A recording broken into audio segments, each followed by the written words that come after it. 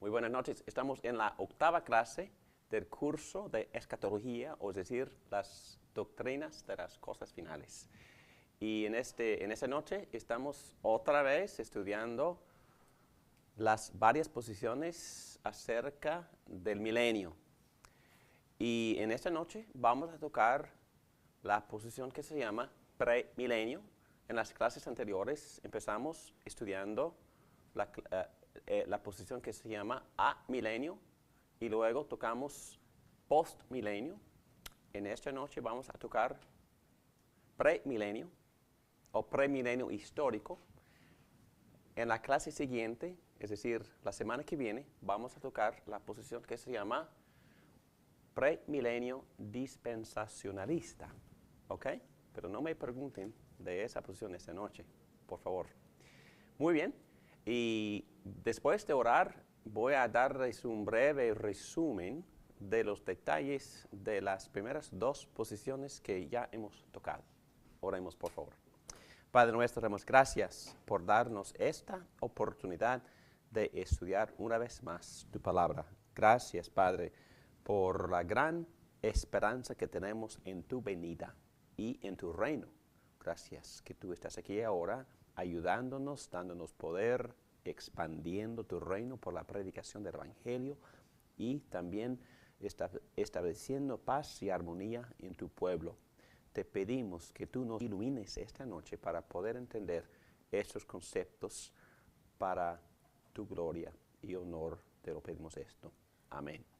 Muy bien, hermanos, voy a leer los primeros 6 versículos del libro de Apocalipsis, capítulo 20.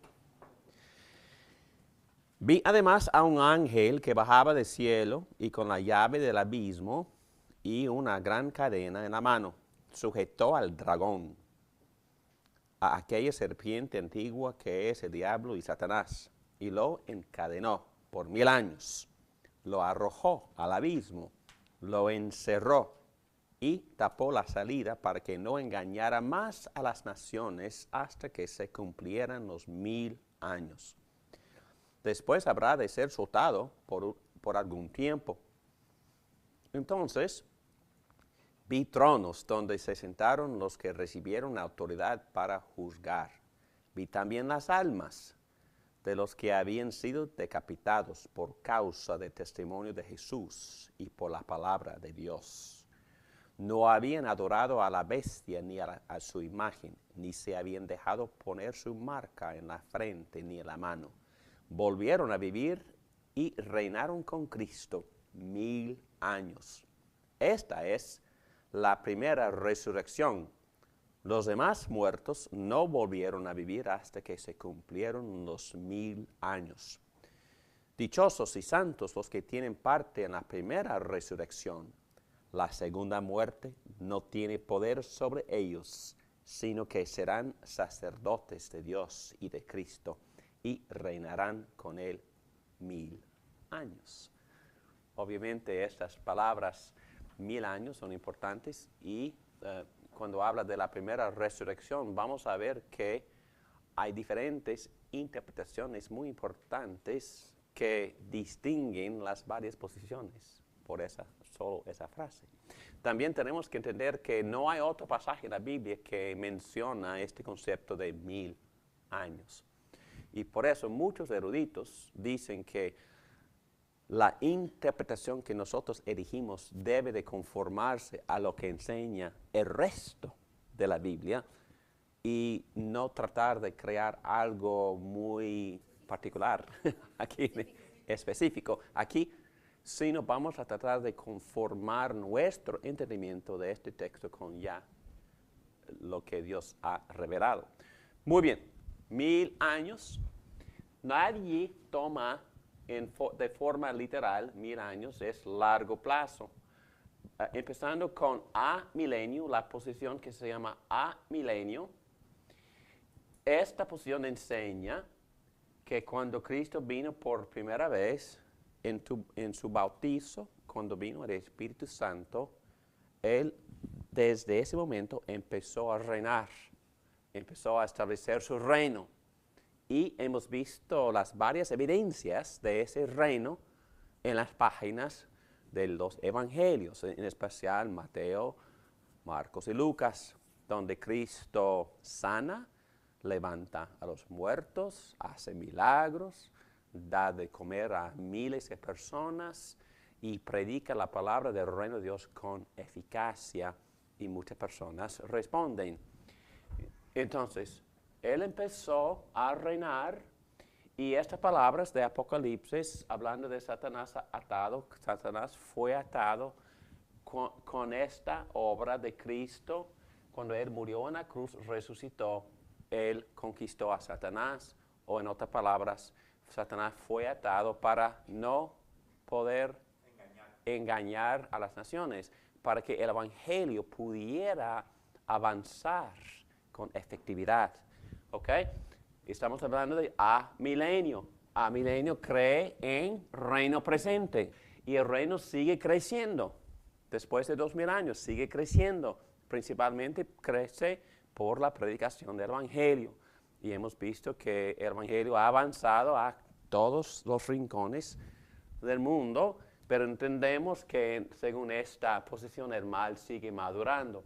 Y hemos visto en Mateo 24, no vamos a volver a tocar esos textos, pero hay una lista de las señales negativas que también acompañan el crecimiento del reino. Entendemos que hay persecuciones, hay anticristos, falsas doctrinas y otras cosas negativas en la naturaleza, tal como terremotos, etcétera, etcétera. Pero también hay dos señales sumamente positivas que acompañan y que indican y que manifiestan el avanzamiento del reino. ¿Cuáles son las dos? Sí, muchas personas convertirse a Cristo mientras el evangelio se predica. Entonces, la otra señal muy parecida es la conversión de los judíos. Y estamos viendo eso también, que los judíos están respondiendo en toda parte del mundo, están respondiendo al evangelio mientras que el reino se avanza. Ok, y luego, según esta posición, según las primeras dos posiciones o las tres posiciones, acerca del final, habrá una gran tribulación, una gran apostasía, y el anticristo viene, y Satanás será suelto por un rato, y luego la segunda venida. Y cuando Cristo viene por segunda vez, entendemos que todo ya va a ser consumado. Y los muertos en Cristo resucitarán. Los vivos, estamos hablando de creyentes transformados con sus nuevos cuerpos, en su condición gloriosa, su alma perfeccionada y su cuerpo glorificado, transformado. Y vamos a dar un curso completo sobre esta maravilla del cuerpo transformado. ¿Okay? Pero puede leerlo en sus devocionales esta misma noche en 1 Corintios capítulo 15. Cuando Cristo venga, los muertos en Cristo van a resucitar y serán transformados, glorificados. Cuerpo. Porque ya hemos dicho en todos estos cursos que la redención de Jesucristo es íntegra, es decir, completa. Toca el alma y el cuerpo y la naturaleza.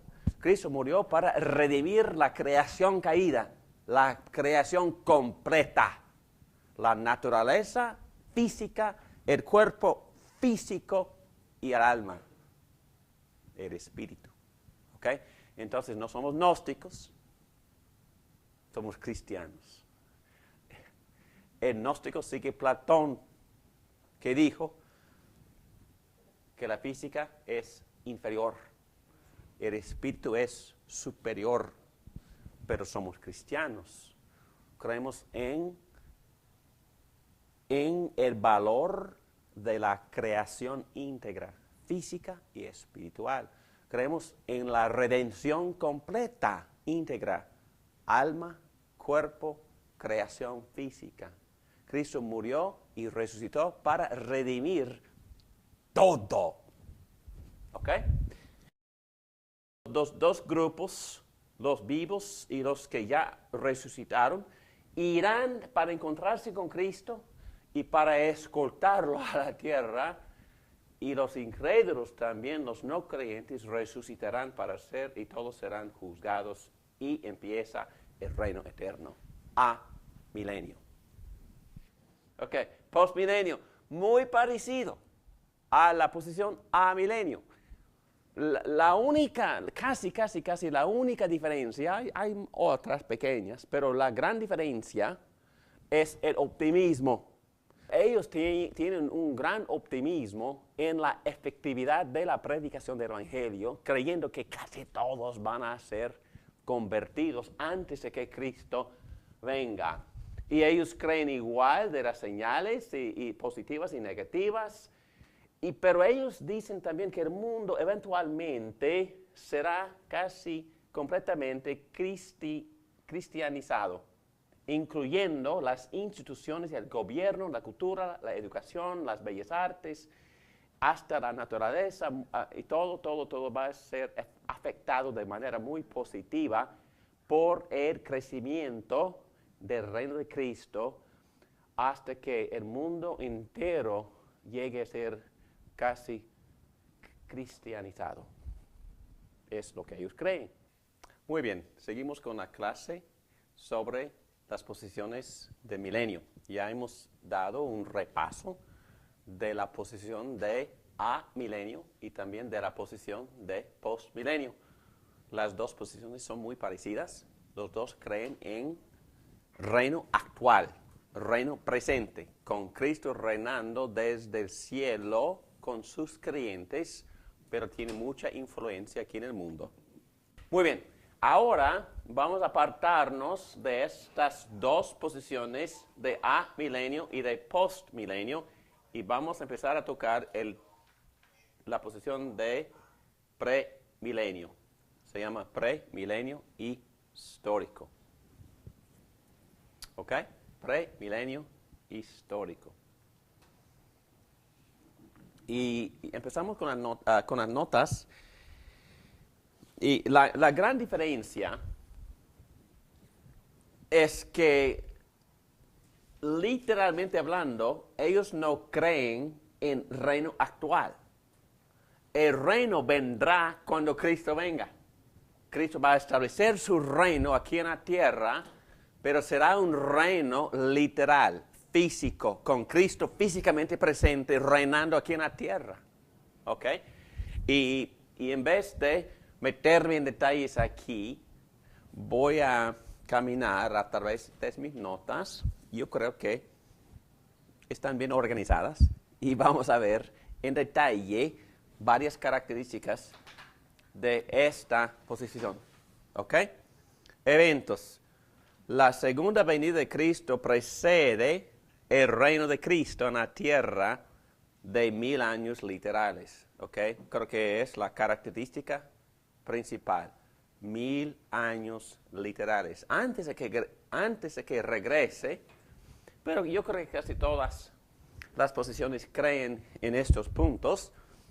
Lo que tiene que suceder, la evangelización de las naciones, la gran tribulación que sufre la iglesia, la gran apostasía o rebelión, la aparición de un anticristo personal. Y cuando Cristo viene, los creyentes que han muerto serán resucitados. ¿Ok? Las demás posiciones creen eso también. Los creyentes que aún están vivos serán transformados y glorificados. Y ambos grupos irán a unirse al Señor en el aire. Y después de este encuentro, los dos grupos acompañarán a Cristo en descender a la tierra. Ok, estamos bien. Después del descenso de Cristo, el anticristo es matado. ¿Ok? Otra característica de esta posición es que la gran mayoría de los judíos será convertida y será la fuente de gran bendición en el mundo. Número 7, en página 64. Cristo establece reino terrenal que durará aproximadamente 1000 años. ¿Ok? Y aquí estamos con la gran característica de esta posición. El reino empieza, ¿cuándo? Cuando Él regrese. En la segunda venida. En estas primeras posiciones, el reino empieza en la primera venida, en su ministerio. ¿Ok? Es la gran diferencia. ¿Ok? Y ninguno cree en 1000 años absolutos. Es largo plazo esta expresión de 1000 años. Jesús reina visiblemente sobre un solo pueblo de judíos y gentiles, entonces no habrá gran división entre judíos y gentiles. El pueblo de Dios incluirá a los creyentes que han sido resucitados recientemente y los creyentes que están vivos cuando Él viene. ¿Ok? Cristo gobernará a las naciones no creyentes con vara de hierro. ¿Ok? Yo creo que también una característica bastante quizás curiosa o rara es que habrá la situación en la cual creyentes con cuerpos transformados estarán viviendo al lado de los no creyentes sin cuerpos transformados. Interesante, muy interesante. Ok. Número 8. El milenio no se debe confundir con el estado final. La maldad será restringida grandemente, estamos hablando de que durante el milenio, y la justicia y rectitud moral dominará en la tierra. Será un tiempo de justicia social, política y económica, y de paz y prosperidad. Además, la naturaleza durante el milenio reflejará la bendición de la época al ser inusualmente productiva. Número 9. Hacia el final del milenio, Satanás será soltado para engañar a las naciones de nuevo. Reunirá a las naciones rebeldes para la batalla de Gog y Magog.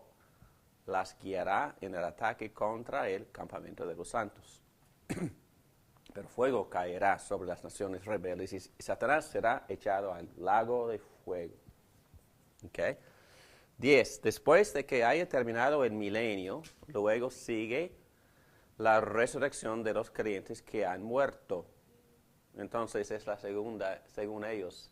Las dos resurrecciones son físicas. Pero recuerdan que una resurrección, cuando empieza el reino, el milenio, otra resurrección al final del milenio, ¿de quiénes? De los no creyentes. De los no creyentes.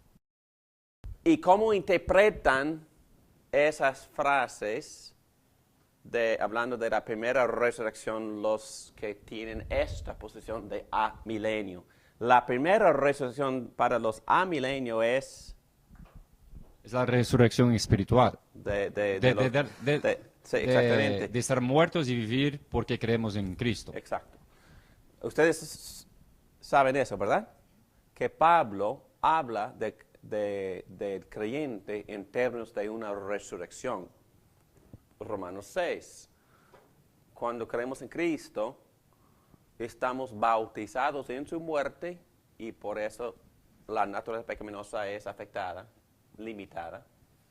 Y también nos unimos a su resurrección para que nuestra vida también resucite.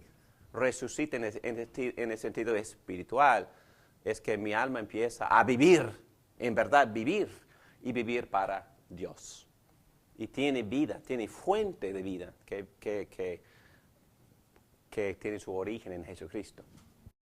Después de que haya terminado el milenio, luego sigue la resurrección de los creyentes que han muerto. Ok, ahí está. Los creyentes sí mueren durante el milenio, los que no eran creyentes cuando Cristo vino. Y obviamente después ocurre el juicio y los que tienen sus nombres escritos en el libro de vida entrará a vida. Los que no encuentran sus nombres en el libro serán echados en el lago de fuego. Después de esto comienza el estado final o el reino final. Los no creyentes pasarán la eternidad en el infierno. Los redimidos del Señor vivirán para siempre en una tierra nueva que ha sido purificada de toda maldad. Ok. Pruebas bíblicas, ya leímos Apocalipsis. Es el único texto que tienen porque menciona 1000 años y ellos toman esa frase de forma literal.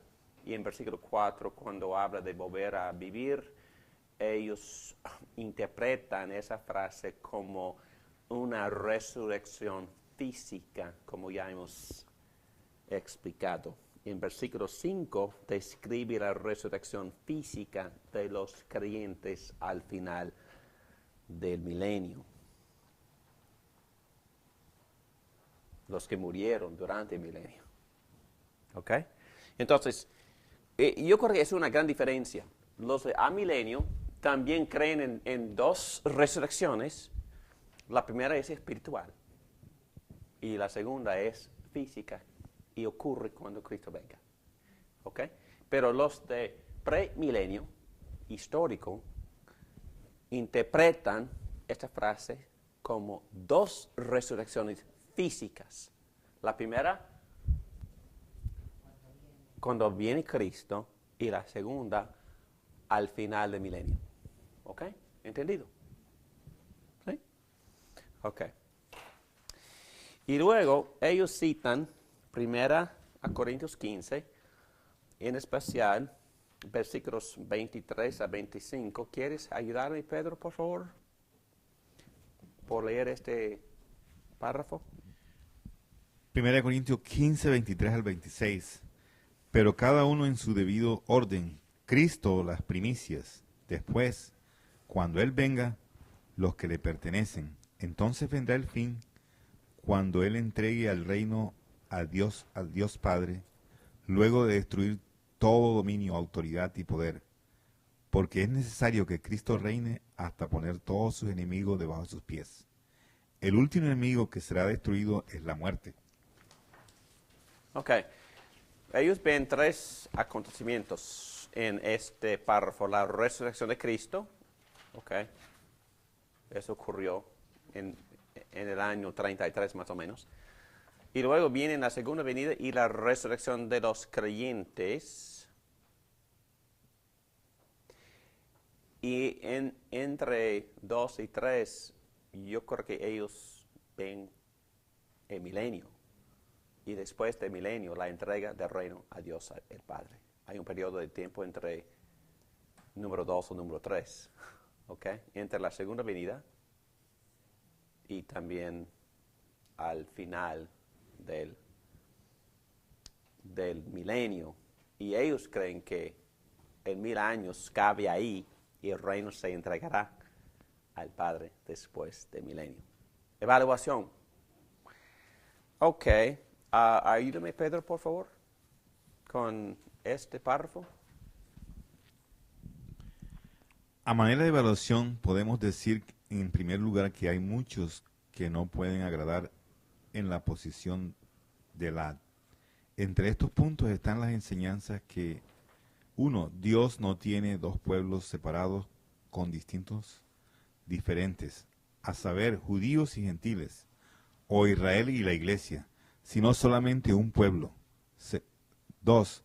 El reino de Dios es a la vez presente y futuro. Ya en este tiempo presente la iglesia disfruta de bendiciones escatológicas. 4. Los signos de los tiempos han estado presentes desde el tiempo de la primera venida de Cristo, pero tomarán una forma intensificada antes de su segunda venida. 5. A la segunda venida de Cristo no es un acontecimiento con dos fases, sino un suceso único. Ok, Hawke me está dando sus evaluaciones positivas acerca de esta posición de premilenio. Y ahora da sus objeciones. ¿Ok? y son 4. Y las voy a mencionar brevemente, y ya hemos hablado de casi todas estas. Según la perspectiva premilenial, los creyentes que son resucitados de la muerte y los creyentes que están vivos cuando Cristo vuelva reinarán con Cristo durante el milenio. Sin embargo, Apocalipsis 20 no menciona nada acerca de los creyentes que están vivos cuando Cristo vuelva. Entonces está exhibiendo debilidades de esta posición. Interpretan la frase, volvieron a vivir y reinaron con Cristo 1000 años, como una resurrección literal de los creyentes en la segunda venida de Cristo. Al ser así, el pasaje no menciona los creyentes que siguen vivos cuando Cristo vuelva. Es que no los menciona. El problema es que los proponentes del premilenialismo enseñan que reinarán juntos con los creyentes resucitados y los creyentes vivos en el momento de la segunda venida. ¿Entendido? Ya hemos hablado de esa confusión, ¿verdad? Según esta posición, los creyentes resucitados y los creyentes vivos en el momento de la segunda venida reinarán juntos. Pero Apocalipsis no menciona nada de eso. No lo dice. ¿Ok? Es una crítica de Jóquema de esta posición. Y luego, volviendo a 1 Corintios 15, el pasaje que acabamos de leer, tampoco Jóquema no ve un periodo de 1000 años entre la segunda venida de Cristo y cuando Él entrega el reino al Padre. ¿Okay? Él no ve que este texto hable de 1000 años entre la segunda venida de Cristo y la entrega del reino al Padre. Es que no menciona nada. Apocalipsis. 1 Corintios 15 no menciona el milenio o ese largo plazo de tiempo entre la segunda venida y la entrega del reino al Padre. 3. El regreso de Cristo glorificado de los creyentes glorificados a una tierra donde el pecado y la muerte todavía existan violaría la finalidad de su glorificación. Además sería un anticlímax. ¿Entendido? Es decir, los creyentes glorificados tienen que volver a vivir en un mundo contaminado. No. Es lo que esta posición enseña. Y Jóquema ve eso como un problema de la posición. Okay. Pero Cristo anduvo aquí por 40 días en el mundo contaminado, con su cuerpo glorificado también. Sí. Solo un punto. Está bien, es un Quizás ellos comentario. hacen ese punto que si Cristo estuvo aquí, aunque fue 40 días y no 1000 años, Sí. pero quizás también es posible, no podemos comprender, pero... Buena observación. Y por eso hay creyentes muy eruditos que toman varias posiciones. Ok, y número 4, la única observación de Jóquema acerca de esta posición de premilenio, dice, el Nuevo Testamento enseña que hay una era presente y una era por venir. No enseña una tercera era que existe entre esas dos. Entonces, y él está atacando la idea de quizá una era casi por venir. Entonces, un reino de Cristo, un milenio perfeccionado pero no perfeccionado. ¿Ok? Y también él cita Hechos 3, 19 a 21 como un texto que apoya a milenio, la posición de a milenio. Y también cita 2 a Pedro 3, 10 a 13. Si quisieras leer, Oscar, ese texto, por favor. 2 de Pedro 3, 10 al 13. Pero el día del Señor vendrá como un ladrón. En aquel día los cielos desaparecerán con un estruendo espantoso. Los elementos serán destruidos por el fuego y la tierra, con todo lo que la ley en ella será quemada. Ya que todo será destruido de esta manera, no deberían vivir ustedes como Dios manda, siguiendo una conducta intachable y esperando ansiosamente la venida del día de Dios. Ese día los cielos serán destruidos por el fuego, y los elementos se derretirán con el calor de las llamas. Pero según su promesa, esperamos un cielo nuevo y una tierra nueva en los que habite la justicia. ¿Y por qué nos daría este texto Joquema?